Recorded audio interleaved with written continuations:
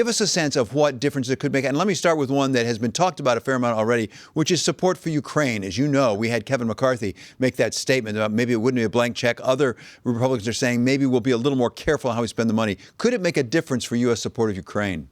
Not really. Of all the things out there, I don't see much of a change. If you talk to both Republicans and Democrats on the Hill, there is an overwhelmingly strong level of support for Ukraine and anger at Russia. You can find some progressive Democrats that are unhappy about the amount of money that's being spent. You can find some MAGA Republicans that will say the same thing.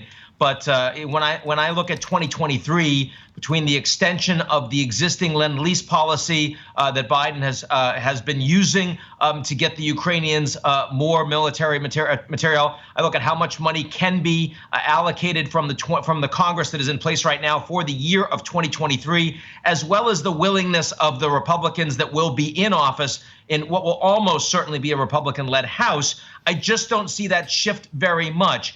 More broadly, as you look towards the 2024 election, I can potentially see Trump as he seeks the nomination to try to undermine that. But that is not an impact directly of what we're going to see next week. Well, fair enough. I was just going to ask that question. If, in fact, Donald Trump does announce it, and now looks increasingly likely will happen perhaps as soon as the week after the midterms, he basically has not been very supportive at all of Ukraine, has he?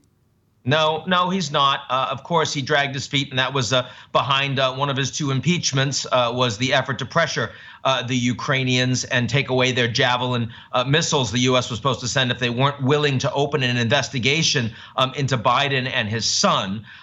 Certainly, he did come out at the beginning of the war and say, well, this isn't the Putin that I knew, recognizing that his willingness to engage with Vladimir Putin on the global stage was potentially a problem for him and out of step with the rest of his party. But clearly, Trump is going to be a personal outlier on Russia and Ukraine and on the person of Vladimir Putin as he becomes a more significant player in the Republican race for the presidency. So I think that's a much more significant shift. And whether or not that brings with it MAGA Republicans as a whole, whether it brings with it some of the loyalists. I've seen people like Lindsey Graham, who is very strong pro-Trump, but on Russia, Ukraine has been very strong pro-Ukraine. And I suspect this is not going to be a top priority for Trump, at least in the initial weeks and months of his campaign.